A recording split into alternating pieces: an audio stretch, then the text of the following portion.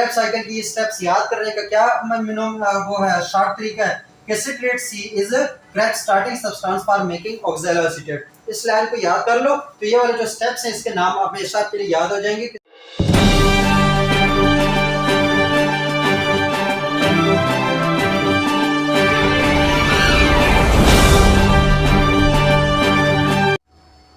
अस्सलामुअलैकुम स्टूडेंट्स, मैं हूं एहसान और आप लोग देख रहे हैं डीप कॉन्सेप्ट्स एंड बायोलॉजी का चैनल। और आज हमारा टॉपिक ऑफ डिस्कशन है, जिस टॉपिक को हम समझने जा रहे हैं वो है क्रेब्स का साइकिल। सर हैंस क्रेब्स ने जो 1937 में कारनामा किया था, कब? 1937 में। किसने? Sir Hans Krebs. ठीक है, इस बंदे ने एक साइकिल डिस्कवर किया था जिसको आजकल कहा जाता है क्रेब्स साइकिल। बायो के बच्चों के लिए सर दर्द बनाया हुआ इस बंदे ने क्रेब्स साइकिल डिस्कवर करके, क्योंकि बच्चों को समझ नहीं आता कि इस पूरे साइकिल में ऐसा हो क्या रहा है। ठीक है, तो यहाँ पर जो मैंने ये चीजें लिखी है ये सिर्फ हिंट्स के लिए लिखी हुई है। हम इसको वन बाय वन इन चीजों को समझेंगे भी और सीखने की भी कोशिश करेंगे, फिर इसको शॉर्टकट में मतलब ये नाम कैसे सीखने, ये सारी बातें जो हम डिस्कस करेंगे। पहले हम क्रेब्स साइकिल के बारे में थोड़ी बहुत बात कर लें।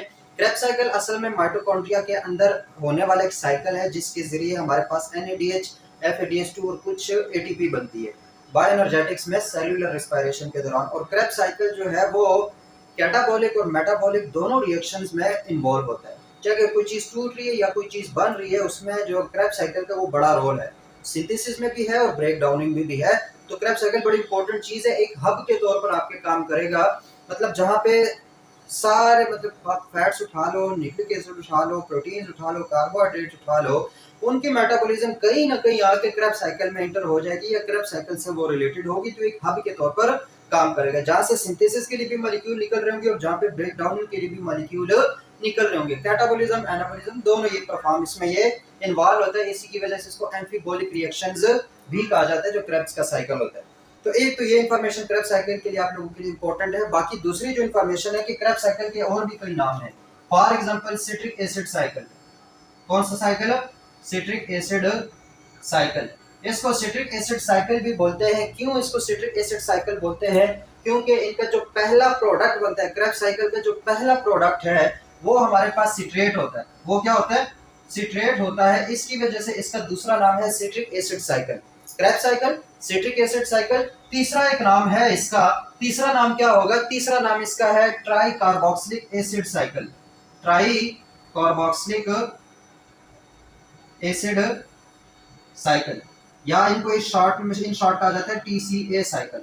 तीनों एक ही चीज को डिफाइन करेंगे, एक ही चीज की तरफ पॉइंट आउट करेंगे, और वो क्या हमारे पास है? Krebs cycle. तो क्रेब्स साइकिल को 1937 में सर हैंस क्रेब्स ने क्या किया था? डिस्कवर किया था। दूसरा नाम इसका सिट्रिक एसिड साइकिल है। इसको सिट्रिक एसिड साइकिल क्यों कहा जाता है वो मैंने बता दी, क्योंकि इनका जो पहला प्रोडक्ट बनता है इस साइकिल का वो सिट्रेट होता है। तीसरा इसका नाम है try carboxylic acid cycle, TCA cycle. इसको TCA साइकिल क्यों बोलते हैं वो भी हम जब इसको एक्सप्लेन करेंगे तो वहां पे मैं स्ट्रक्चर के हवाले से इंशाल्लाह बता दूंगा कि इसमें ट्राई कार्बोक्सिलिक या 3 group C double bond O negative के होंगे, इसकी वजह से इसको ट्राई कार्बोक्सिलिक कहते हैं। या जो सिट्रेट का अगर हम स्ट्रक्चर ड्रा करेंगे तो वहां पर भी ये चीज हम बताएंगे कि सिट्रेट में 3 कार्बोक्सिलिक एसिड के ग्रुप कैसे हैं, उस वजह से इसको ट्राई कार्बोक्सिलिक एसिड या फिर TCA साइकिल कहा जाता है। तो ये 3 बातें हो गई। उसके बाद दूसरे अगर इससे बात करें तो टोटल इसमें हमारे पास 9 रिएक्शंस होंगे। टोटल रिएक्शंस कितने? 9 स्टेप्स में होगा। ये कितने स्टेप्स में होगा?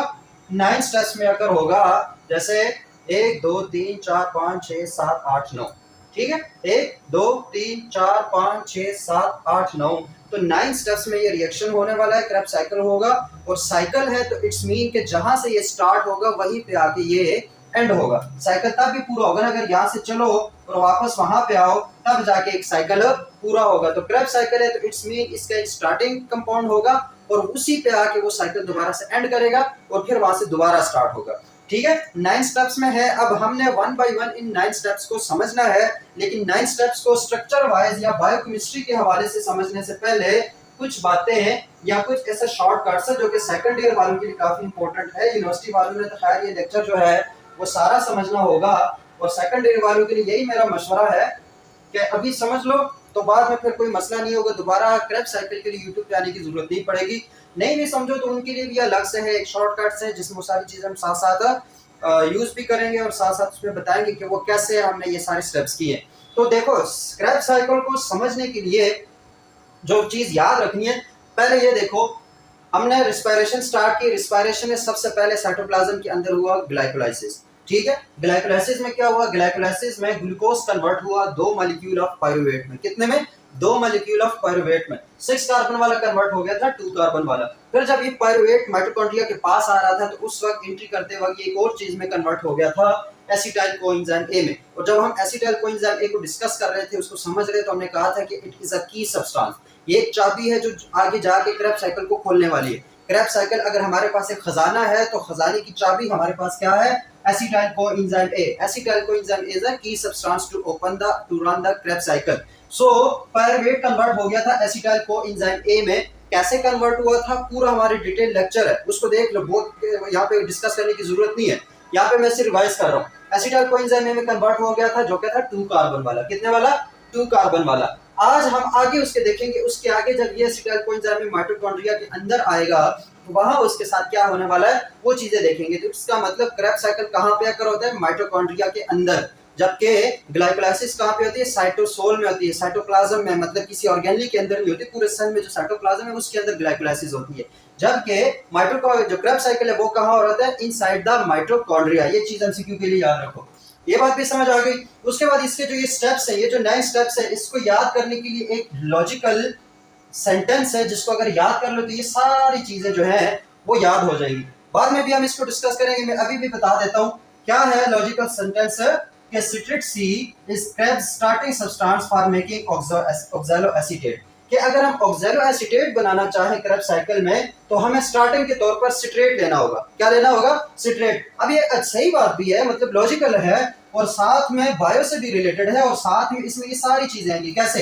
देखो, सिट्रेट आ गया, सिट्रेट सी से सिट्रेट हो गया। इस दूसरे सी का मतलब होगा सिस अकोनिटेट, मतलब सिट्रेट सिस अकोनिटेट। इस में आई उसका कंसीडर करें तो आई उसका क्या होगा? आइसोसिट्रेट। सो सिट्रेट सिस अकोनिटेट आइसोसिट्रेट, ये हो गया। उसके बाद सिस सी is Krebs.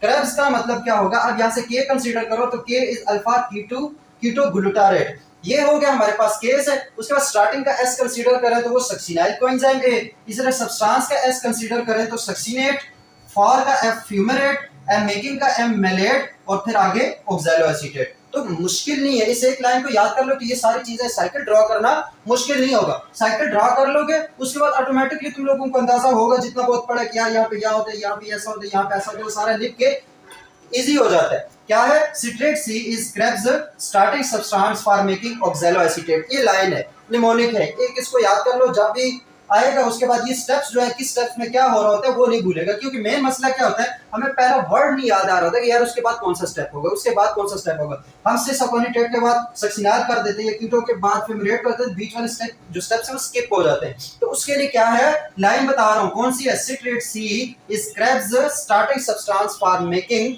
Oxalo acetate, for making oxaloacetate. एक ये है, बाज बुक्स में या बाज लेवल पे सिस अकोनिटेट को यहां मेंशन नहीं किया जाता, सिट्रेट से डायरेक्ट आइसोसिट्रेट में कन्वर्ट कर दिया जाता है। तो वहां पे फिर इस सी को इग्नोर कर दो, सिंपल को citrate is Krebs starting substance for making oxalo acetate. Logical भी है, बात सही भी है और साथ में याद भी रहता है कि सिट्रेट का सी सिट्रेट ही है, उस सी का ये वाला सी जो है सिस अकोनिटेट है, इसका आई हमारे पास आइसोसिट्रेट है, क्रेब्स का के हमारे पास कीटोग्लूटारेट है, स्टार्टिंग का एस हमारे पास सक्सिनाइल कोएंजाइम ए है, सबस्ट्रेट का एस हमारे पास सक्सिनेट है, फॉर का हमारे पास एफ फ्यूमरेट है, मेकिंग का एम मेलेट है और ऑक्सैलो एसीटेट फिर ऑक्सैलो एसीटेट है। और इस तरीके से हमारे पास ये सारा साइकिल जो है वो कंप्लीट हो जाता है।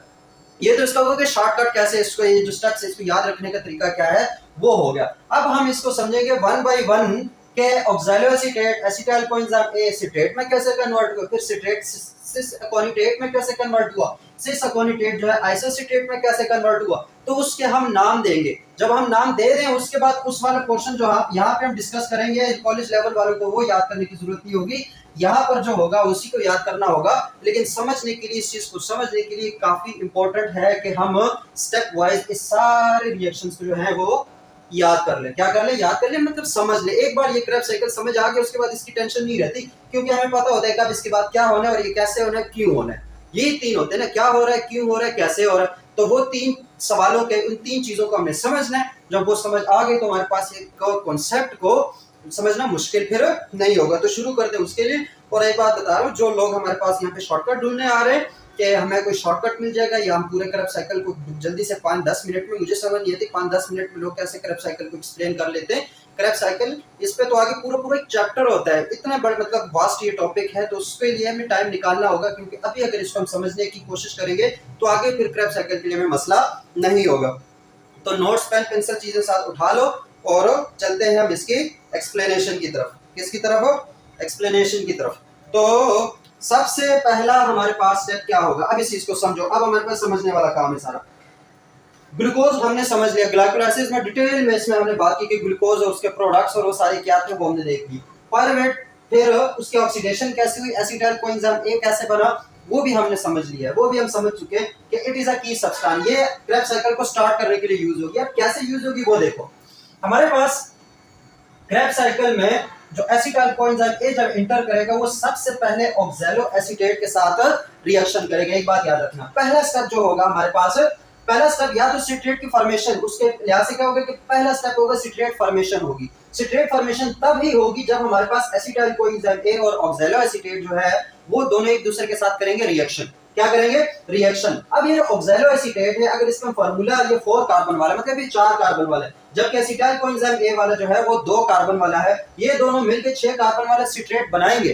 ठीक है, कैसे बनाएंगे वो हमने समझना है। तो कैसे बनाएंगे, इधर देखो, इसका फार्मूला क्या है, ये मेरे साइड पे वैसे अभी वन बाय वन जब हम उसको डिस्कस करेंगे तो तुम लोग अपने नोट्स में यहाँ पर भी साथ साथ लिखो। मेरे पास इतनी जगह नहीं है, इसलिए मैं सारा अगर बोर्ड थोड़ा सा भी बड़ा हो तो पूरे का पूरा जो क्रेब साइकिल है विद ईच डिटेल जो है वो हम यहाँ पे मेंशन कर सकते हैं। लेकिन मैंने एक छोटा सा यहाँ पे लिखा, यहाँ से हमने स्टार्ट लेना है, हमारी जो स्टार्टिंग सब्सटेंस ऑक्सैलो एसीटेट, और उसकी रिएक्शन करवाने हमने एसिटाइल कोएंजाइम ए के साथ। तो सबसे पहले एसिटाइल कोएंजाइम ए को ड्राइव करते हैं। पहला स्टेप हमारे पास है, कौन सा स्टेप है? ये वाला जो काम हो रहा है, ऑक्सैलो एसीटेट से सिट्रेट कैसे बन रहा है, ये स्टेप हम समझेंगे। सबसे पहले हमें कंसीडर करना है जो की सब्सटेंस है जो माइटोकॉन्ड्रिया के अंदर आया, जिसकी वजह से ये सारा स्टेप में हलचल हुई है। तो वो जो लैला है उसकी वजह से जो हमारे दिल धड़कना शुरू हो गए, ये जो क्रेब साइकिल के दिल धड़क रहे हैं, पहले इसका स्ट्रक्चर देखो कि वो क्या है। एसिटाइल कोएंजाइम में हमारे पास क्या होता है, तो एसिटाइल कोएंजाइम को मैं यहाँ पे ड्रॉ करता हूँ। एसिटाइल कोएंजाइम क्या होगा, C double bond O S coenzyme A, thio group के साथ ये जुड़ा था, और ये है CH3। ये क्या हमारे पास एसिटाइल कोएंजाइम ए, ये हो गया एसिटाइल कोएंजाइम ए जो कि 2 कार्बन वाला है, 1 और 2। ये रिएक्ट करेगा किसके साथ? ऑक्सैलो एसीटेट के साथ। यहाँ पे मैं ऑक्सैलो एसीटेट बनाता हूँ, ये हमारे पास oxaloacetate C double bond O, C double bond O negative, फिर CH2 और फिर C double bond O negative. तो 1 2 3 4 हमारे पास क्या हुए, कार्बन हुए, 4 कार्बन वाला हुआ। यहाँ पर भी मैंने ऐसे लिखा, बस ये O जो है उसको यहाँ पे साइड पे लिख दिया, और 2 इसमें हमारे पास क्या है, कार्बोक्सिलिक ग्रुप है। तो ये हमारे पास क्या हुआ, ऑक्सैलो एसीटेट। ये क्या हुआ हमारे पास, ऑक्सैलो एसीटेट। अब ये जो ऑक्सैलो एसीटेट है, ये जितने भी ये रिएक्शन होंगे इसमें कोई ना कोई एंजाइम इन्वॉल्व होगा, या पूरे कॉम्प्लेक्सेस एंजाइम के इन्वॉल्व होंगे। बगैर एंजाइम के ये सारा कुछ नहीं होगा। तो इस स्टेप में जो एंजाइम इन्वॉल्व है वो एंजाइम है हमारे पास सिट्रेट, क्या है, सिट्रेट सिंथेटेज। क्या है हमारे पास, सिट्रेट सिंथेटेज। ये एंजाइम है, नाम से पता चल रहा है क्योंकि सिट्रेट बन रहा है तो सिट्रेट सिंथेटेज एंजाइम यूज होगा। वो एंजाइम क्या करेगा, मैं इसको थोड़ा सा ओपन कर रहा हूँ इस स्ट्रक्चर को। ये वाला स्ट्रक्चर जो है CH3 वाला, ये जो एसिटाइल कोएंजाइम ए का स्ट्रक्चर है, इसको मैं थोड़ा सा ओपन करता हूँ। 1 H ये और 2 H ये, CH3 है उसी को थोड़ा सा ओपन करके लिखा है, तो कोई मसला नहीं है। अब मैं इसको क्यों ओपन किया मैं समझा रहा हूँ। ये जो H है इस एंजाइम की वजह से ये H इस ऑक्सीजन के पास चला जाएगा, इस वाले, ये जो ऑक्सैलो एसीटेट का ये वाला ऑक्सीजन है इसके पास ये H चला जाएगा और ये बॉन्ड टूट जाएगा। जैसे ही ये उधर जाएगा, ऑक्सीजन कहेगा मुझे तुम्हारे साथ 2 बॉन्ड बनाने की जरूरत नहीं है, तो ये कार्बन के साथ एक बॉन्ड जो है वो तोड़ देगा। जब एक बॉन्ड टूटेगा तो अब इस कार्बन का भी एक बॉन्ड टूट गया, इस कार्बन का भी एक बॉन्ड टूट गया। इन दोनों कार्बन का जब बॉन्ड टूटेगा, दोनों के दिल टूट गए, तो ये दोनों आपस में एक दूसरे के साथ दोस्ती बना कर लेंगे, आपस में एक दूसरे के साथ क्या करेंगे, बॉन्ड बनाएंगे। तो ये कार्बन जो एसिटाइल कोएंजाइम ए का दूसरा कार्बन था, ये वाला और ये वाला कार्बन आपस में बॉन्ड बना लिए, जबकि इस कार्बन का जो हाइड्रोजन था वो भाग गया ऑक्सीजन के साथ, यहाँ पे चला गया। तो ये सब कुछ होने के बाद क्या स्ट्रक्चर बनेगा, देखो यहाँ से बनाते हैं। C जो पहले एसिटाइल कोएंजाइम ए का स्ट्रक्चर है, C डबल बॉन्ड O, उसके साथ कोएंजाइम A, और साथ में ये C, इसके साथ क्या रह गए थे हमारे पास, 2H, और इस C ने बॉन्ड किसके साथ बनाया था, इस वाले C के साथ। तो जब ये इस वाले C के साथ बॉन्ड बनाएगा तो ये C आगे से एक तो कनेक्टेड है C डबल बॉन्ड O के साथ, फंक्शनल ग्रुप इसके साथ ये लगा हुआ है, और एक ये ऑक्सीजन के साथ पहले 2 बॉन्ड बना रहा था लेकिन अब 1 बॉन्ड बना रहा है, और उस ऑक्सीजन ने एक हाइड्रोजन यहां से ले लिया तो यहाँ पे आ जाएगा OH। ठीक है, OH। बाकी स्ट्रक्चर ऐसे ही लिख दो, CH2 और C double bond O negative. ये हमारे पास स्ट्रक्चर बन गया।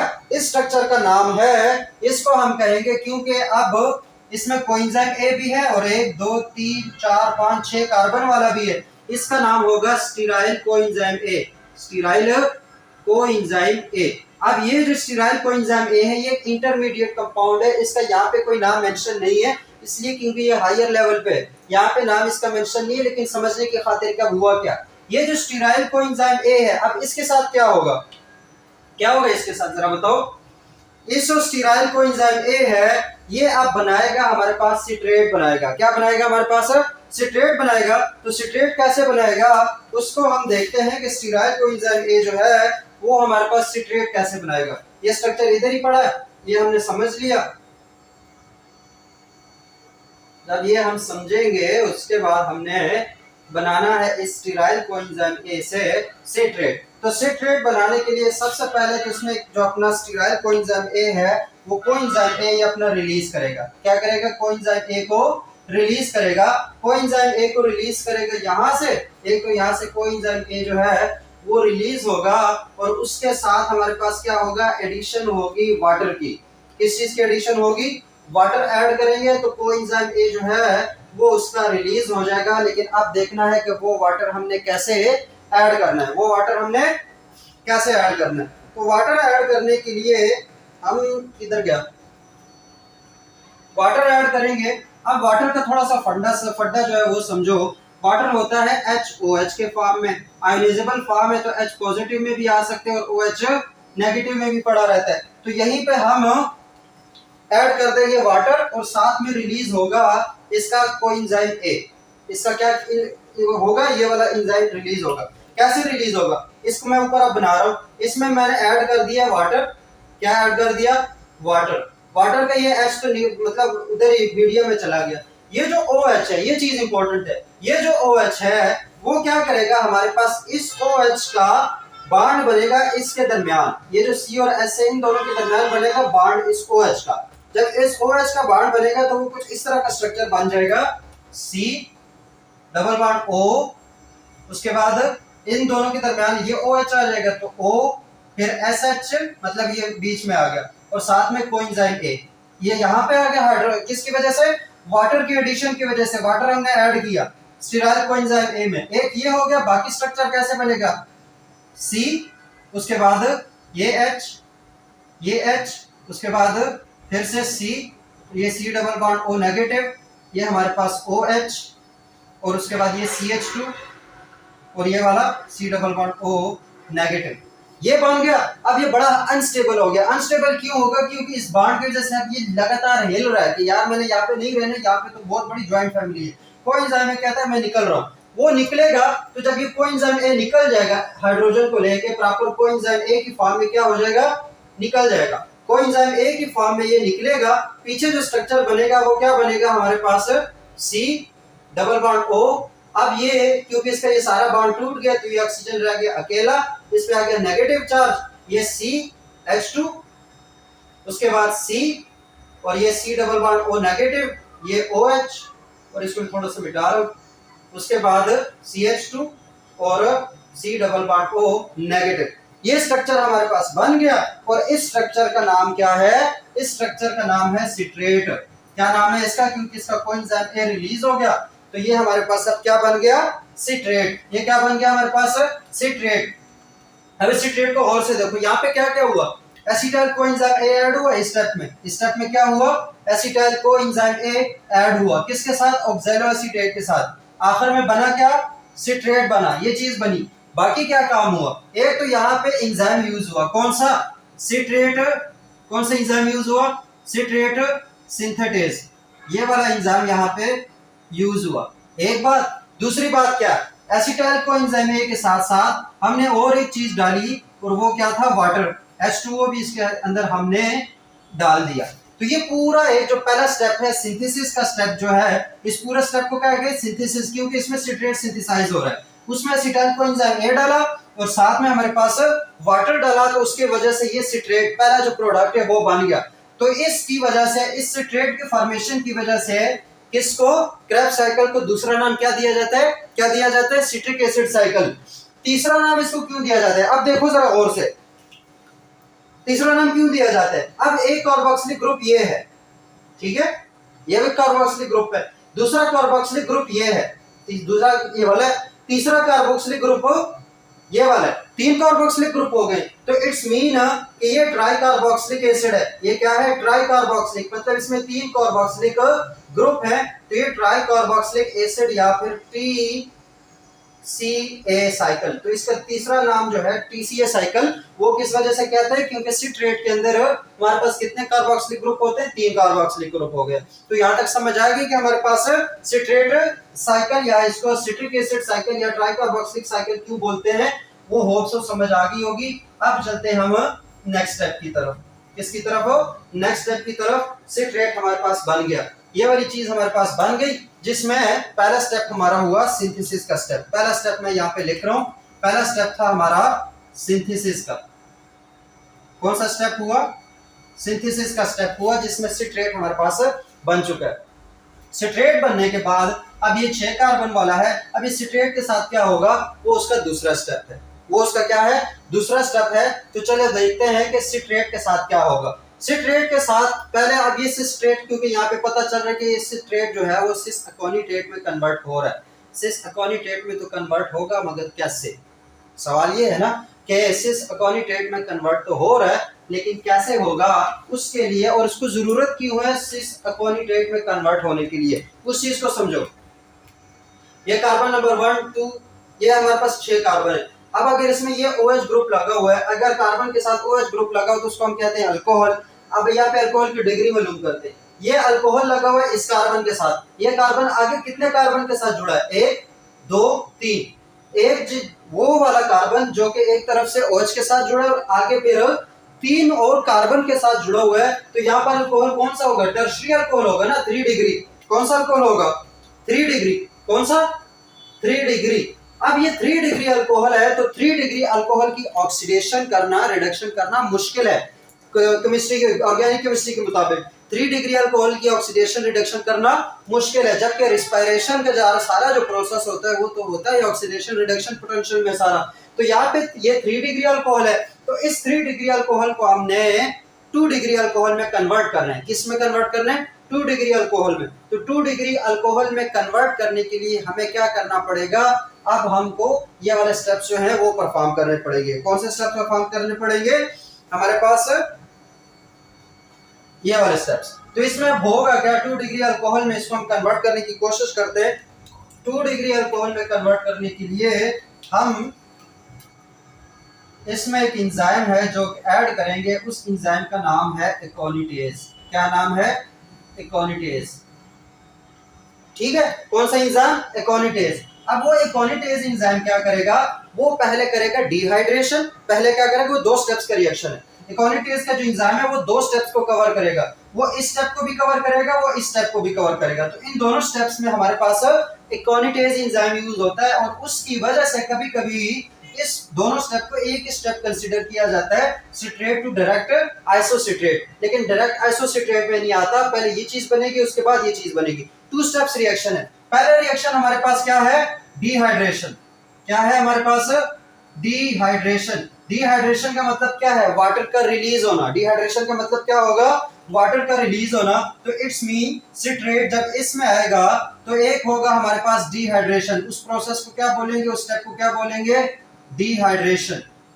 ठीक है, अब इसका हम डिहाइड्रेशन करते हैं। एंजाइम जो यहाँ पे दोनों में यूज होगा वो एकोनिटेज होगा। वो क्या होगा, एकोनिटेज। अब होगा कैसे वो देखो, इसको मैं थोड़ा सा ओपन कर रहा हूं, ये बाकी इधर लिख लेता हूं।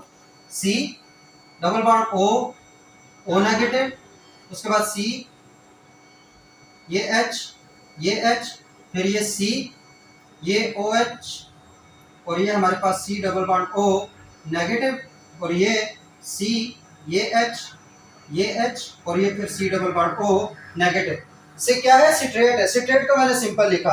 अब इस सिट्रेट में due to this aconitase enzyme सबसे पहले हमारे पास होगा कि ये वाला जो OH है और ये वाला जो H है ये H2O के फॉर्म में रिलीज हो जाएगा। ये OH और ये वाला H क्या होगा, H2O की फॉर्म में रिलीज हो जाएगा। तो यहां से H2O क्या हुआ, रिलीज हो गया।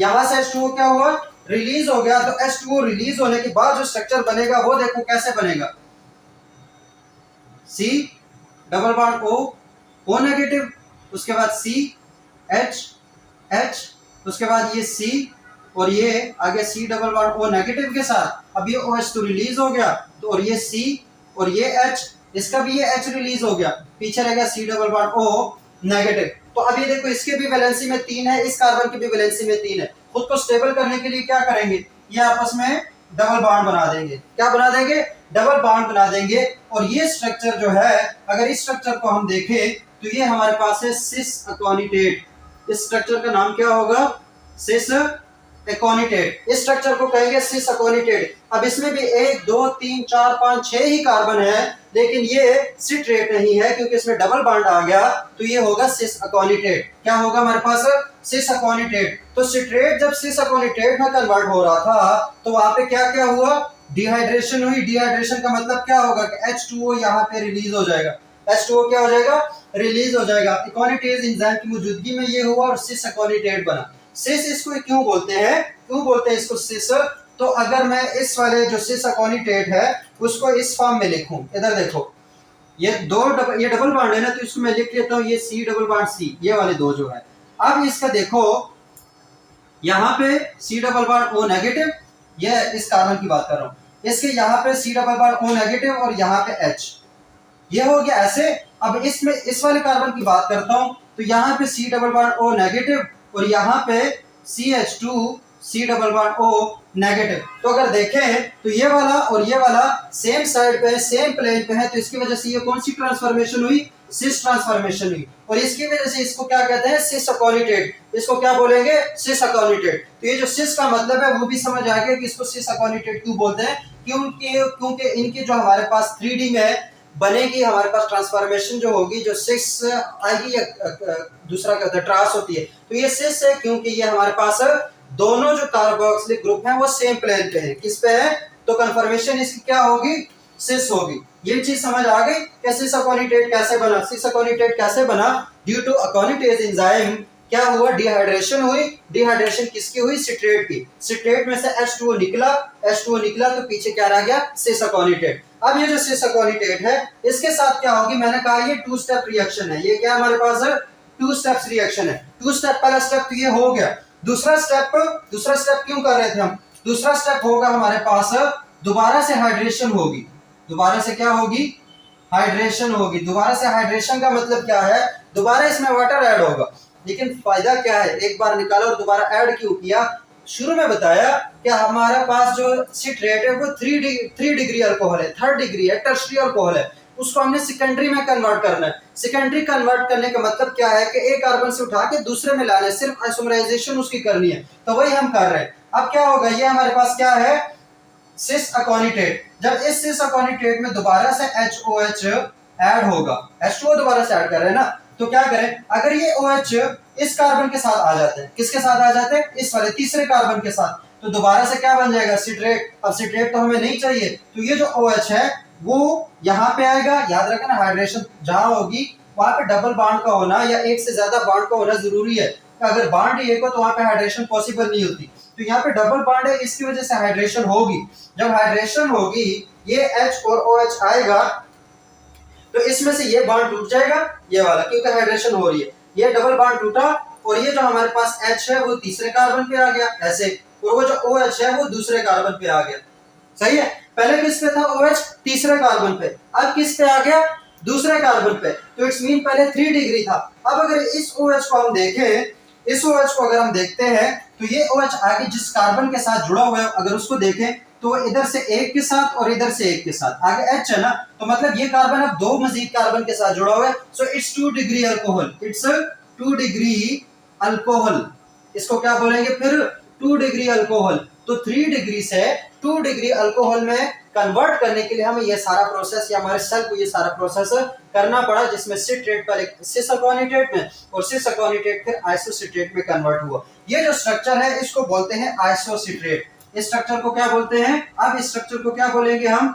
आइसोसिट्रेट। अब आइसोसिट्रेट मतलब ये सिट्रेट है लेकिन उसी का एक और पॉलीमर है जिसमें OH हमारे पास दूसरे कार्बन पे जुड़ा हुआ है, ना कि तीसरे कार्बन पे जुड़ा हुआ है। समझ आ गई? तो ये हमारे पास अब क्या हुआ? आइसोसिट्रेट। तो यूं हमारे पास आइसोसिट्रेट बन गया और इस आइसोसिट्रेट में भी 1 2 3 4 5 6 कार्बन है। ठीक है, 6 कार्बन हो गए। तो ये स्टेप हमारे पास दूसरा स्टेप हुआ। दूसरे स्टेप में मेन बातें क्या हुई? एंजाइम हमारे पास सेम एकोनिटेज यूज हुआ था। एंजाइम कौन सा यूज हुआ? एकोनिटेज। लेकिन यहाँ पे हुई हमारे पास हाइड्रेशन। ये क्या हुई हमारे पास? हाइड्रेशन। हाइड्रेशन होने की वजह से हमें H2O को क्या करना पड़ा? ऐड करना पड़ा। यहाँ पे निकल गया था और यहाँ पे क्या होगा? ऐड होगा। तो H2O ऐड हुआ, हाइड्रेशन हुई और सिस अकोनिटेट कन्वर्ट हो गया आइसोसिट्रेट में। किस में कन्वर्ट हो गया? आइसोसिट्रेट में। तो यहाँ पे हमारे पास ये स्टेप भी कंप्लीट हो गया। अब चलते हैं कि अब आइसोसिट्रेट के साथ आगे क्या होने वाला है। किसके साथ? आइसोसिट्रेट के साथ अब आगे क्या होगा? तो चलो सीखते हैं इस चीज को कि आइसोसिट्रेट के साथ क्या होगा। अब देखें, अगर आइसोसिट्रेट हमारे पास 6 कार्बन वाला है और वो कन्वर्ट हुआ 5 कार्बन में, इट्स मीन के एक कार्बन उसने कहीं लूज कर दिया। क्या कर दिया? लूज कर दिया। तो याद रखो, अगर वहां से स्ट्रक्चर भी नहीं याद आ रहे, तो अगर आइसोसिट्रेट 6 कार्बन वाला है, उसमें से कोई प्रोडक्ट 5 कार्बन वाला निकला है, तो एक कार्बन हमारे पास CO2 की फॉर्म में रिलीज हो गया। एक कार्बन हमारे पास CO2 की फॉर्म में क्या हुआ? रिलीज हो गया। तो इट्स मीन कि यहाँ पे डीकार्बोक्सिलेशन हुई है। क्या हुई है? डीकार्बोक्सिलेशन क्या होती है? The release of CO2। The release of CO2 तो मतलब डीकार्बोक्सिलेशन हुई है। लेकिन कहाँ से हुई है? आइसोसिट्रेट का कौन से वाला जो कार्बन है वो CO2 की फॉर्म में निकला, वो चीज हमारे लिए इंपॉर्टेंट है। यहाँ पे एक चीज तो हमें पता चल गई कि अगर 6 कार्बन 5 कार्बन रह गए तो इट्स मीन कि CO2 जो है वो हमारे पास रिलीज हो गया। CO2 क्या हुआ? रिलीज हो गया। तो जो चौथा स्टेज होगा, ये पहला स्टेज है, दूसरा स्टेप है, तीसरा स्टेप है, चौथे स्टेप में क्या होगा? एक तो होगी हमारे पास डीकार्बोक्सिलेशन। क्या होगी? डीकार्बोक्सिलेशन। लेकिन एक बात और होगी, एक और एंजाइम यूज होगा, डीहाइड्रोजिनेज। क्या एंजाइम यूज होगा? डीहाइड्रोजिनेज। और याद रखना, जब भी डीहाइड्रोजिनेज एंजाइम कहीं पे यूज हो रहा हो या उसका कॉम्प्लेक्स यूज हो रहा हो, तो समझ जाओ कि यहाँ पे NADH बन रहा है। क्या बन रहा है? NADH का बनना फिर तय है। अगर कोई पे जो डीहाइड्रोजिनेज है वो यूज हो रहा है। एक्सेप्ट जो हमारे पास फ्यूमरेट डीहाइड्रोजिनेज है, वो हमारे पास एक और चीज है, उससे हमारे पास बनेगा FADH2। लेकिन यहाँ पे जब इसके अलावा अगर देखो तो NADH वहां पे बनेगा जहां पे डीहाइड्रोजिनेज यूज हो रहा। अगर हम एसिटाइल कोएंजाइम A बना रहे थे, तो याद हो जब पाइरुवेट से हमारे पास क्या बना था? एसिटाइल कोएंजाइम A बना था, तो वहां पे एक NADH और एक CO2 रिलीज हो गया था। वही सेम काम यहाँ पे होगा। तो उसमें जब वो रिलीज हो गया था तो 3 कार्बन वाला 2 कार्बन में रह गया था और वहां पे जो एंजाइम यूज हुआ था वो क्या था? PDC था हमारे पास।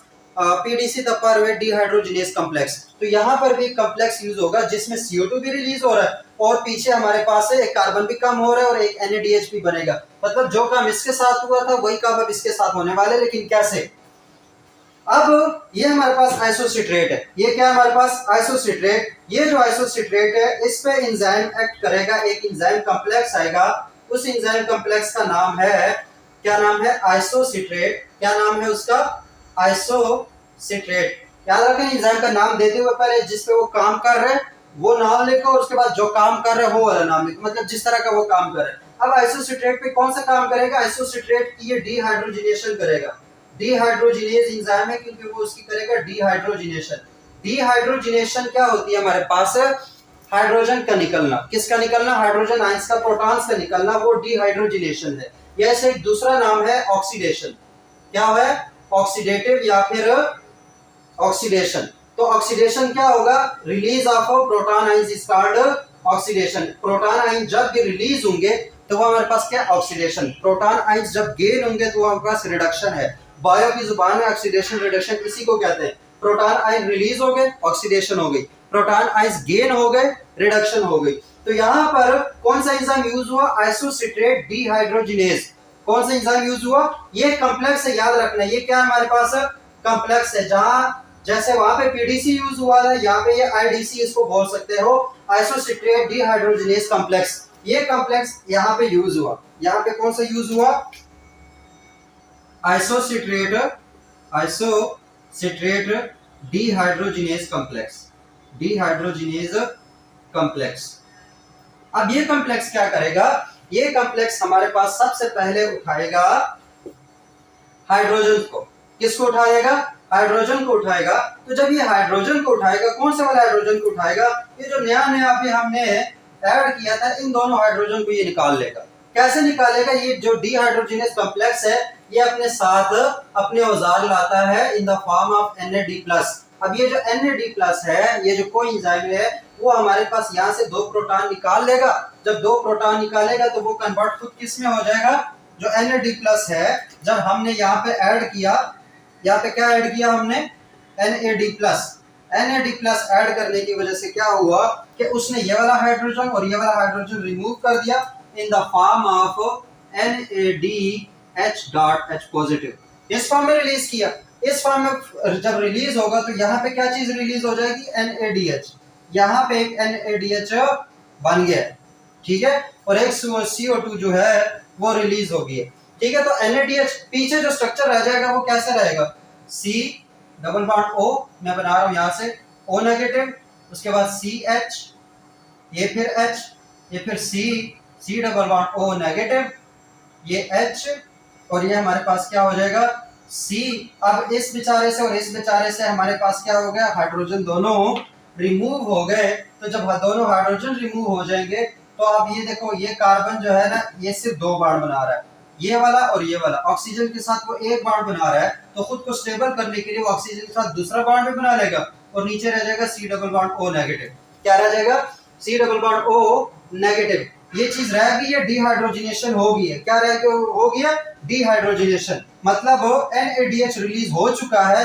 ये जो इंटरमीडिएट, ये जो बीच में कंपाउंड बना है, इस कंपाउंड का नाम क्या है, इस कंपाउंड का नाम है ऑक्सैलो, क्या नाम है, ऑक्सैलो सक्सिनेट। इस कंपाउंड का नाम क्या होगा, ऑक्सैलो सक्सिनेट। ये जब आइसोसिट्रेट से हमारे पास सिर्फ क्या हुई है, रिडक्शन हुई है, ऑक्सीडेशन हुई है, जब वहां से सिर्फ H पॉजिटिव या जो डिहाइड्रोजिनेज वाला काम हुआ, सिर्फ डिहाइड्रोजिनेशन हो जाए, सिर्फ NADH निकले, तो पीछे जो इंटरमीडिएट मॉलिक्यूल बनेगा वो क्या बनेगा, ऑक्सैलो एसीटेट। वो क्या बनेगा हमारे पास, ऑक्सैलो एसीटेट। ऑक्सैलो एसीटेट बना, उसके बाद क्या होगा, अब यहाँ पे वही एंजाइम, सेम एंजाइम, यही वाला एंजाइम जो है वो यहाँ से इस वाले C डबल बॉन्ड O को रिमूव कर देगा। इस वाले C डबल बॉन्ड O को क्या कर देगा, रिमूव कर देगा। और जब रिमूव करेगा, देखो उसने क्या क्या रिलीज करवाया था, NADH प्लस H पॉजिटिव, ये चीजें रिलीज की थी। अब यहाँ से जब ये C डबल बॉन्ड O को रिलीज करवाएगा, ये C double bond O negative है, जब ये रिलीज होगा तो ये इस शेप में आ जाएगा, ठीक है। और ये CO2 है, ये सिंपल क्या है, CO2। तो CO2 इसने यहाँ से रिलीज करवाया, CO2 रिलीज होगी तो ये यहाँ पे क्या स्टेप होगा, डीकार्बोक्सिलेशन। क्या होगा हमारे पास, डीकार्बोक्सिलेशन भी हो गई और साथ में ऑक्सीडेशन वाली भी हो गई। तो इस पूरे स्टेप को बोलेंगे ऑक्सीडेटिव डीकार्बोक्सिलेशन। इस पूरे स्टेप को क्या बोलेंगे, ऑक्सीडेटिव डीकार्बोक्सिलेशन। तो अब उसकी ऑक्सीडेशन तो हो गई, अब डीकार्बोक्सिलेशन करके देखते हैं कि पीछे क्या बचता है। तो पीछे हमारे पास क्या बचेगा, C double bond O negative, फिर ये CH, ये H, ये फिर C, और यहाँ से तो वो रिलीज हो गया। अब यहाँ पे जो H पॉजिटिव मैंने बनाया था, क्यों बनाया था, जब ये यहाँ से CO2 को रिलीज करवाएगा तो उसको बदले में H दे देगा।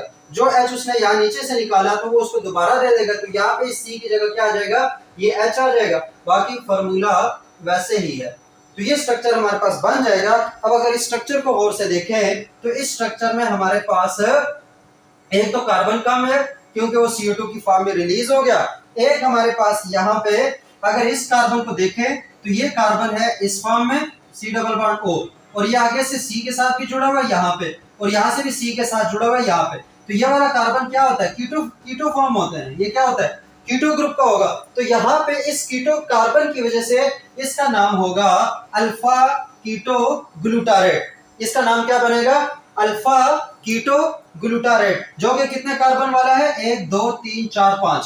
तो ये कितने कार्बन वाला हुआ, 5 कार्बन वाला। तो यहाँ पे हमारे पास ये स्टेप आगे हो गया कंप्लीट। ये हो गया हमारे पास क्या, कंप्लीट। जब ये कंप्लीट होगा, ओहो इसको मिटाना नहीं था, अल्फा कीटो ग्लूटारेट है C double bond O negative, फिर सी, ये एच, ये एच, फिर सी, ये एच, ये एच, उसके बाद सी जो था वो डबल बॉन्ड 1 2 3 4, 3 4, हाँ ठीक है, और ये C double bond O negative, ठीक है। तो ये हो गया हमारे पास क्या, alpha keto glutarate. Alpha keto glutarate बन गया। अब ये जो अल्फा कीटो ग्लूटारेट है इसके साथ मजीद क्या होने वाला है वो देखते हैं। अब ये जो अल्फा कीटो ग्लूटारेट है 5 कार्बन वाला है। अब अगर आगे देखें तो वो सक्सिनाइल कोएंजाइम ए में कन्वर्ट हो रहा है और वो आगे से 4 कार्बन वाला है। कितने कार्बन वाला है, 4 कार्बन वाला है। तो इट्स मीन कि यहाँ पे एक कार्बन कहीं और रिलीज होने वाला है। इट्स मीन कि यहाँ पे कोई कार्बन और रिलीज होगा। तो जब कार्बन रिलीज होगा तो वो हमेशा मतलब यहाँ पे डीकार्बोक्सिलेशन तो हो रही है, CO2 हमारे पास क्या होगा, रिलीज होगा। CO2 तो रिलीज हो गया। बाकी अब हमारे पास क्या होगा कि ये चीज सक्सिनाइल में कैसे कन्वर्ट हो गई और कोएंजाइम ए भी आ रहा है। तो इट्स मीन के कोएंजाइम ए भी कहीं पे ऐड होगा। कोएंजाइम ए ऐड किया, CO2 रिलीज करवाया और साथ में यहाँ पे फिर से डीहाइड्रोजिनेज जो है वो वाला एंजाइम आके ऐड करेगा। पूरा कॉम्प्लेक्स है तो यहाँ पे इट्स मीन कि फिर से NADH बनेगा। फिर से क्या बनेगा, NADH बनेगा। किसकी वजह से, alpha keto glutarate, alpha keto glutarate dehydrogenase complex.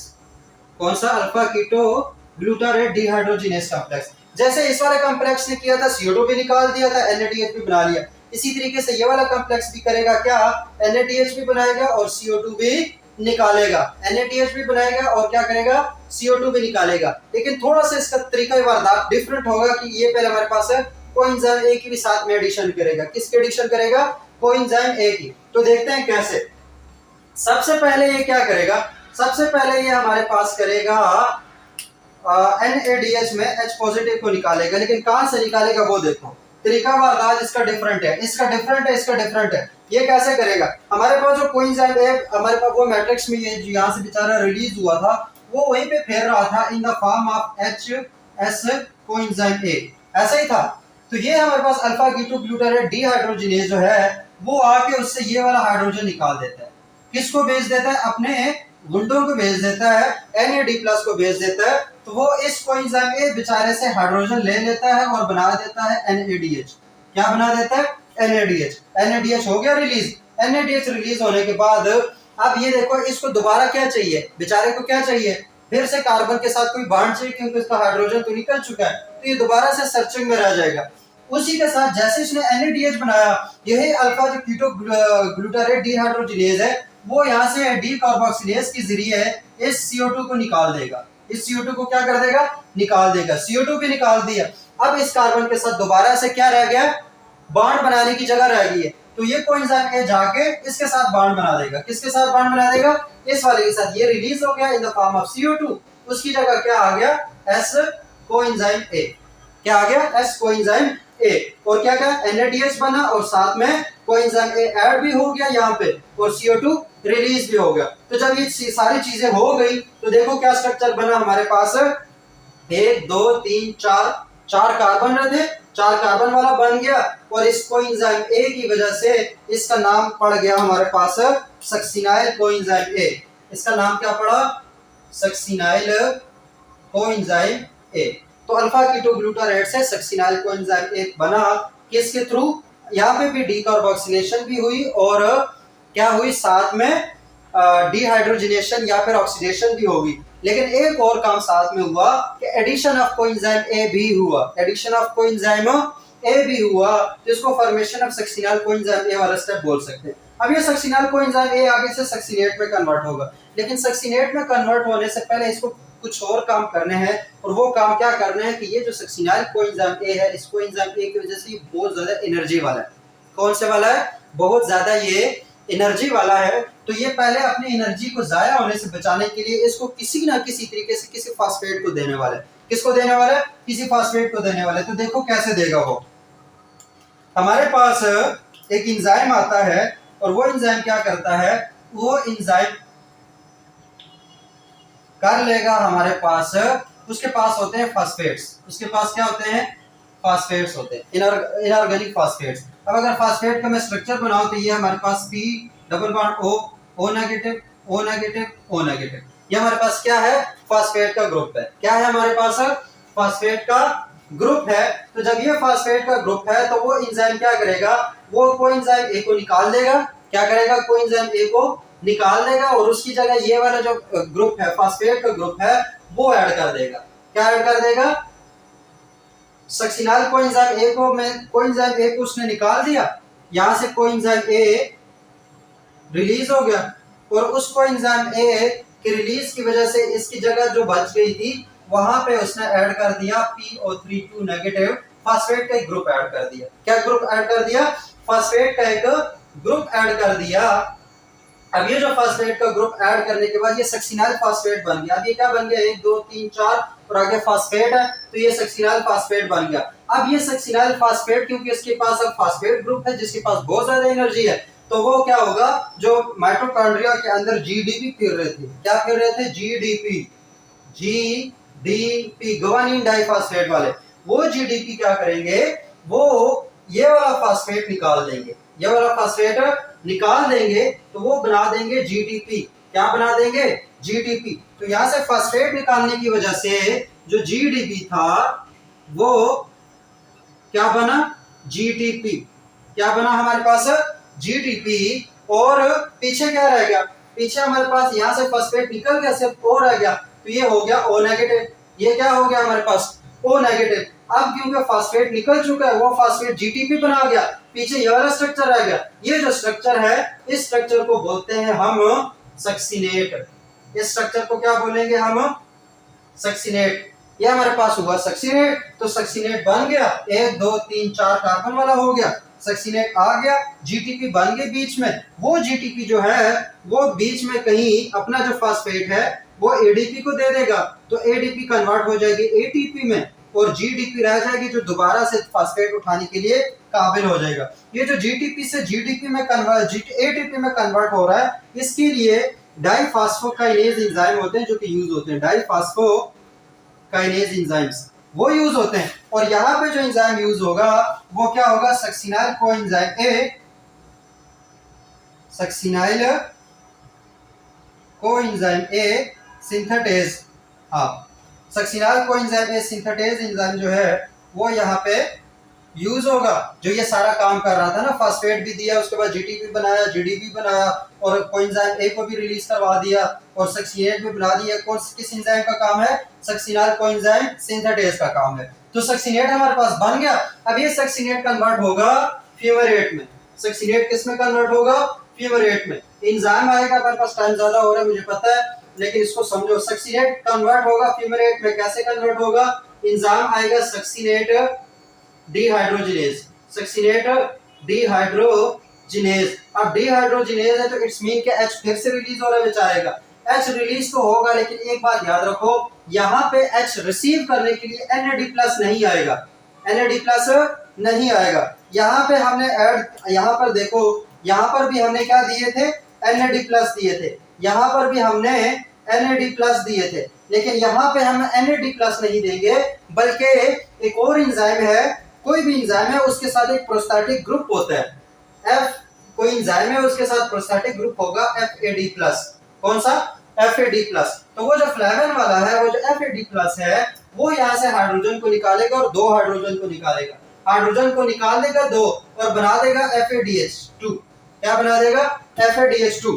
तो यहाँ पे हमने सक्सिनेट को क्या क्या दिया, सक्सिनेट को हमने सक्सिनेट डिहाइड्रोजिनेज एंजाइम के जरिए FAD+ दिए। अभी अलग नहीं आएंगे, प्रोस्टैटिक ग्रुप है तो हमेशा किसी एंजाइम के साथ होंगे, ये बात याद रखना। FAD+ दिए तो यहाँ से रिलीज हो गया FADH2। क्या रिलीज हो गया, FADH2। अब ये सारे एनर्जेटिक मॉलिक्यूल है, ये वाले हो गए, NADH वाले हो गए, ये सारे एनर्जी वाले मॉलिक्यूल है। इसके साथ क्या होगा आगे हम डिस्कस करेंगे। इसने FADH2 रिलीज करवाया। कैसे रिलीज करवाया, इस एंजाइम ने ये जो क्रॉस पोजीशन में हाइड्रोजन थे, एक ये वाला हाइड्रोजन और एक ये वाला हाइड्रोजन, इन दोनों को क्या कर दिया, रिलीज कर दिया। जब ये दोनों रिलीज होंगे, ठीक है, ये दोनों रिलीज हो गए in the form of FADH2, तो यहाँ पे देखो, यहाँ से ये रिलीज हो गया, यहाँ से ये रिलीज हो गया। अब ये वाला कार्बन और ये वाला कार्बन आपस में क्या बना देंगे, डबल बॉन्ड बना देंगे। जब ये डबल बॉन्ड बनाएंगे तो ये जो स्ट्रक्चर बनेगा, इस स्ट्रक्चर को बोलते हैं फ्यूमेरेट। इस स्ट्रक्चर को क्या बोलते हैं, फ्यूमरेट। याद रखना ये क्रॉस पोजीशन में निकालेंगे, किस में निकालेंगे, क्रॉस पोजीशन में। मतलब ये हमारे पास अब स्ट्रक्चर बनेगा, वो बनेगा C डबल बॉन्ड C और इसके एक साइड पे C double bond O negative, इसके दूसरी साइड पे C double bond O negative, इसके एक साइड पे H और एक साइड पे H। तो ये दोनों के ट्रांस फॉर्म में आ गए। किस फॉर्म में आ गए, ट्रांस, सिस नहीं है, ट्रांस है। तो इसने जो हमारे पास ये एंजाइम था सक्सिनेट डिहाइड्रोजिनेज वाला एंजाइम, यहाँ पे कौन सा एंजाइम यूज होगा, सक्सिनेट डिहाइड्रोजिनेज, उस एंजाइम ने क्रॉस पोजीशन में क्यों निकाले, ताकि ये फ्यूमरेट बने। अगर ये सिस पोजीशन में निकालता, मतलब एक इस साइड से और एक इस साइड से निकालता, तो जो स्ट्रक्चर हमारे पास बनता वो ये बनता, C double bond O negative और दोनों तरफ हाइड्रोजन। ये स्ट्रक्चर भी ठीक है, लेकिन ये स्ट्रक्चर होता है मेलिएट का।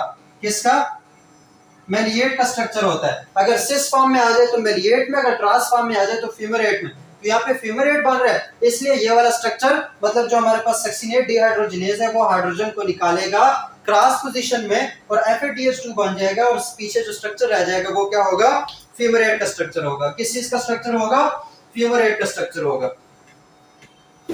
उसके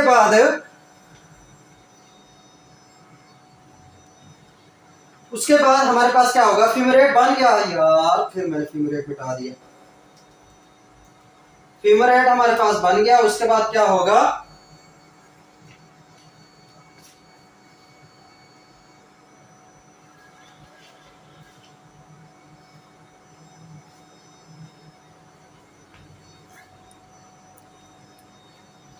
उसके बाद देखो हमारे पास फ्यूमरेट बन गया यार, फ्यूमरेट मैंने फिर मिटा दिया। फ्यूमरेट क्या था हमारे पास, C double bond O negative, उसके बाद ये C, उसका एक एच इधर से निकल गया था, ये आपस में डबल बॉन्ड बना लिया था, एक एच इधर से निकल गया था और ये C double bond O negative.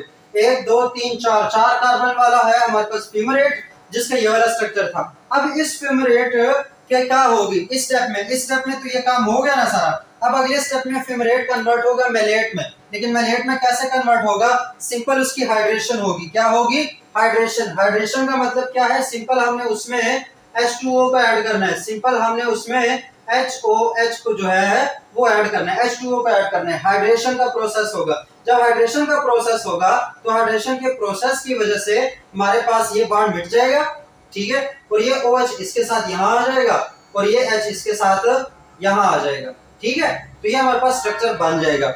अब ये जो स्ट्रक्चर है इसमें भी 4 कार्बन है, लेकिन OH ग्रुप इंट्रोड्यूस हुआ, इसको बोलते हैं मेलेट। क्या बोलते हैं, मेलेट। इसको क्या बोलते हैं, मेलेट। तो यहाँ पर बेसिकली क्या हुआ, हमने सिंपल H2O को ऐड कर दिया। जब H2O को हमने ऐड किया था तो मेलेट बन गया। और कौन सा एंजाइम यूज हुआ, फ्यूमरेज का एंजाइम यूज हुआ। कौन सा, फ्यूमरेज, या इसका दूसरा नाम होता है फ्यूमरेट हाइड्रेटेज। तो वो एंजाइम यूज हुआ, उसने सिंपल उसमें H2 ऐड किया और ये बन गया मेलेट। क्या बन गया, मेलेट बन गया। अब इस मेलेट के साथ क्या होगा, मेलेट पे दोबारा से एंजाइम आएगा डिहाइड्रोजिनेज वाला। कौन सा वाला, डिहाइड्रोजिनेज एंजाइम आएगा मेलेट पे दोबारा से उस पे जब डिहाइड्रोजिनेज वाला एंजाइम आया, डिहाइड्रोजिनेज अपने साथ क्या लाएगा, NAD+ लाएगा। जब NAD+ लाएगा तो ये दोबारा से यहाँ से 2 हाइड्रोजन निकालेगा, एक ये वाला और एक ये वाला। जब ये दोनों हाइड्रोजन निकाल लेगा तो ये क्या बन जाएगा, NAD+ NADH। क्या बन जाएगा, NADH। और पीछे क्योंकि इसका और इसका दोनों हाइड्रोजन निकल गए तो ये कार्बन इसके साथ बना देगा डबल बॉन्ड। ये कार्बन इसके साथ क्या बना देगा, डबल बॉन्ड। और अगर आप गौर से देखो तो ये वही स्ट्रक्चर है जो हमने शुरू में लिया था ऑक्सैलोएसीटेट का। ये वही स्ट्रक्चर है जो हमने शुरू में लिया था, कौन से वाला, ऑक्सैलोएसीटेट। तो मेलेट ऑक्सैलोएसीटेट में कन्वर्ट हुआ और साथ में हमारे पास क्या चीज, NADH जो है वो रिलीज होगी। ऐसा ही है, NADH रिलीज हो गए। तो NADH रिलीज हो रहे तो इसमें अब साथ क्या लगेगा, मतलब कोई डिहाइड्रोजिनेज है। क्या है हमारे पास, डिहाइड्रोजिनेज है। तो यहाँ पे आके हमारे पास जो क्रेब्स साइकिल है वो हो गया कंप्लीट। जो क्रेब्स साइकिल है जो स्ट्रक्चर वाइज है वो हो गया हमारे पास कंप्लीट। अब इसको थोड़ा सा ओवरव्यू लेते हैं। ओवरव्यू में हमने देखना है कि इसमें क्या हमने इनपुट दिया और क्या इसका हमें आउटपुट मिला, क्या फायदा हुआ और क्या नुकसान हुआ, कितने लगाए और कितने कमाए, वो वाला काम कर रहे हैं, ठीक है। तो यार देखो ओवरव्यू में सिंपल ग्लूकोज से पायरुवेट एसिटाइल कोएंजाइम है, यहाँ तक तो इजी है। एसिटाइल कोएंजाइम में ऑक्सिजन एसीटेट के साथ उसने रिएक्ट किया, सिट्रेट में कन्वर्ट हुआ। याद रखें एंजाइम का नाम कैसे डालना है। यहाँ पे एक चीज ऐड हुई, कार्बन ज्यादा हुआ, एक नई चीज बनी तो सिंथेटेज एंजाइम ऐड करेंगे। कौन सा वाला, सिट्रेट सिंथेटेज। अब ये 6 कार्बन वाला दोबारा से 6 कार्बन है लेकिन सिस फॉर्म में आ गया। कैसे आएगा? स्टेप पहले डिहाइड्रेशन हुई, डिहाइड्रेशन कौन सी एंजाइम के जरिए? एकोनिटेज के जरिए। एकोनिटेज के जरिए पहले डिहाइड्रेशन हुई, वाटर निकला, फिर जब सिस एकोनिटेट बना उसकी दोबारा से रिहाइड्रेशन हुई, दोबारा से वाटर उसमें डाला गया तो आइसोसिट्रेट बना। क्यों हमने सिट्रेट को आइसोसिट्रेट में कन्वर्ट कर दिया हालांकि दोनों का केमिकल फार्मूला एक है? इस वजह से क्योंकि सिट्रेट 3 डिग्री अल्कोहल है, आइसोसिट्रेट 2 डिग्री अल्कोहल है। 3 डिग्री अल्कोहल की ऑक्सीडेशन जो है करना मुश्किल है, 2 डिग्री अल्कोहल की ऑक्सीडेशन करना इजी है, इसलिए 2 डिग्री में कन्वर्ट हुआ। जैसे ही 2 डिग्री में कन्वर्ट हुआ तो याद रखना जहां जिस स्टेप में भी NADH बन रहा है उस स्टेप में एंजाइम का नाम भूल भी जाओ तो डिहाइड्रोजिनेज लिख दो। एंजाइम का नाम भूल भी जाओ तो डिहाइड्रोजिनेज लिख दो। यहाँ पे NADH बना तो डिहाइड्रोजिनेज आ गया। अब उसके साथ जिस पे मतलब आइसोसिट्रेट पे काम करे तो आइसोसिट्रेट का नाम लिख दो, तो आइसोसिट्रेट डिहाइड्रोजिनेज कॉम्प्लेक्स। और जब भी डिहाइड्रोजिनेज ऐड कर रहे हो तो NAD+ को एडिंग में डालो और NADH को बनाओ। इसमें साथ एक्स्ट्रा काम क्या हुआ? क्योंकि कार्बन के एक नंबर कम हो गया तो इट्स मीन उसकी हो गई कार्बोक्सिलेशन, CO2 रिलीज हो गया, अल्फा कीटो ग्लूटारेट बन गया। अल्फा कीटो ग्लूटारेट के साथ सेम दोबारा वही काम हुआ, CO2 रिलीज हुआ, 4 कार्बन रह गए, NADH बन गया तो मतलब डिहाइड्रोजिनेज आया था। लेकिन साथ में एक एक्स्ट्रा काम क्या हुआ? एडिशन ऑफ कोएंजाइम ए हुआ। इसका तरीका वारदात टोटल डिफरेंट था, वो चीज भी मैंने बता दी। पीछे बन गया succinyl coenzyme A. Succinyl coenzyme ए चाहता तो डायरेक्ट इसमें भी कन्वर्ट हो सकता था, लेकिन पहले उसके पास क्योंकि एनर्जी ज्यादा थी वो एनर्जी उसने उठा के GTP बना दी और GTP ने उसमें से ATP बनाई। अब अगर गौर से देखें तो ये एनर्जी इस ATP के पास एनर्जी कहां से आई थी? सबस्ट्रेट से आई थी ना। तो यहाँ पर वाहिद ये वाली ATP ऐसी ATP है जो कि सबस्ट्रेट लेवल फास्फोरिलेशन हुई है। अगर क्रेब्स साइकिल में सबस्ट्रेट लेवल फास्फोरिलेशन कब होती है? तो in the formation of succinate जो है उसके दौरान हमारे पास ATP बनती है, जिसमें सक्सिनाइल कोएंजाइम ए जब सक्सिनेट में कन्वर्ट हो रहा होता है तो एक्स्ट्रा एनर्जी को पहले GTP में कन्वर्ट करते हैं, फिर GTP ATP में कन्वर्ट होती है डाइफॉस्फोकाइनेज एंजाइम के जरिए। तो यहाँ पे पहली ये ATP ऐसी ATP है जो कि सबस्ट्रेट लेवल फास्फोरिलेशन की हो रही है। ग्लूकोज ग्लाइकोलाइसिस में 2 जगह हो रही थी, यहाँ पे एक जगह होती है इस वाली जगह पे। ये हो गया जो एंजाइम यूज हुआ सक्सिनाइल कोएंजाइम सिंथेटेज था। फिर ये सक्सिनेट फ्यूमरेट में कन्वर्ट हुआ। कैसे कन्वर्ट हुआ? यहाँ पे थोड़ा सा अलग है कि यहाँ पर भी डिहाइड्रोजिनेज यूज हुआ है, डिहाइड्रोजिनेज यूज हुआ है, लेकिन NAD की जगह उसने क्या लाया था अपने साथ? एंजाइम FAD+, प्रोस्थेटिक ग्रुप जो FAD+ है वो लाया, उसने 2 हाइड्रोजन रिलीज करवाए। जब 2 हाइड्रोजन रिलीज करवाए तो पीछे रह गया हमारे पास फ्यूमरेट। फ्यूमरेट जो है उसकी हाइड्रेशन हुई फ्यूमरेज एंजाइम के जरिए, फ्यूमरेट की हाइड्रेशन हुई तो मेलेट बना। मेलेट में फिर NADH मतलब डिहाइड्रोजिनेज आया, उसने NAD+ ऐड किए और NAD+ के एडिशन की वजह से अब NADH रिलीज हुआ और पीछे रह गया हमारे पास ऑक्सैलो एसीटेट। और ये वही वाला कंपाउंड है, वही वाला मॉलिक्यूल है जो स्टार्टिंग में हमने लिया था। सो हमारा सारे का सारा जो क्रेब्स साइकिल है वो कंप्लीट हो गया। क्रेब्स साइकिल की स्टेप्स याद करने का क्या वो है शॉर्ट तरीका है कि citrate C is Krebs starting substance for making oxalo acetate. इस लाइन को याद कर लो तो ये वाले जो स्टेप्स हैं इसके नाम हमेशा के लिए याद हो जाएंगे कि सिट्रेट सिट्रेट है, C से सकोनिटेट है, S में आइसोसिट्रेट है, K से कीटोग्लूटारेट है, S से हमारे पास क्या है? सक्सिनाइल कोएंजाइम ए है, इस S से सक्सिनेट है, ये फ्यूमरेट है, ये मेलेट है और ये ऑक्सैलो एसीटेट है। तो ये तो हो गया। अब देखते हैं क्रेब्स साइकिल की इनपुट आउटपुट। ये चीज इंपॉर्टेंट है, इनपुट क्या है और आउटपुट क्या है। ठीक है, क्रेब्स साइकिल में हमने दिए क्या और हमें मिले क्या। तो देखो सबसे पहले आउटपुट देखते हैं। आउटपुट में हमें सबसे पहले क्या मिला? हमें आउटपुट में सबसे पहले यहाँ पे एक CO2 मिला, ठीक है, और एक यहाँ पे CO2 मिला। तो टोटल हमारे पास एक एसिटाइल कोएंजाइम ए से कितने CO2 मिले? 2। एक एसिटाइल कोएंजाइम ए से कितने CO2 मिले? 2। उसके बाद इनपुट में आउटपुट में और क्या मिला? एक NADH यहाँ मिला, एक NADH यहाँ मिला, एक NADH यहाँ मिला। तो 3 हमारे पास क्या मिले? NADH। 3 हमारे पास क्या मिले? NADH। उसके बाद एक इस जगह पे FADH2 मिला, तो एक हमारे पास बना FADH2, ठीक है, और एक हमारे पास एक यहाँ पे ATP भी मिली थी, तो एक हमें यहाँ पे मिली ATP। तो अगर कोई पूछे कि एक एसिटाइल कोएंजाइम ए का क्रेब्स साइकिल में कितना आउटपुट बनेगा, मतलब एक एसिटाइल कोएंजाइम ए से क्या क्या बन सकता है क्रेब्स साइकिल जब एक बार घूमता है, तो वो 2 कार्बन के मॉलिक्यूल, 3 NADH, एक FADH2 और एक हमारे पास एक ATP। ये तो इसका हो गया आउटपुट। इनपुट हमने डाला क्या क्या था? अब देखो हमने क्या क्या डाला। हमने यहाँ पे यहाँ पे ऐड किया था NAD+, एक यहाँ पे ऐड किया है, एक यहाँ पे ऐड किया है, एक यहाँ पे ऐड किया है। तो टोटल हमने NAD+ कितने ऐड किए? 3 NAD+ ऐड किए, ऐसा ही है। उसके बाद यहाँ पे ADP ऐड किया था, एक हमने क्या ऐड किया? ADP। और कितने FAD+ ऐड किए?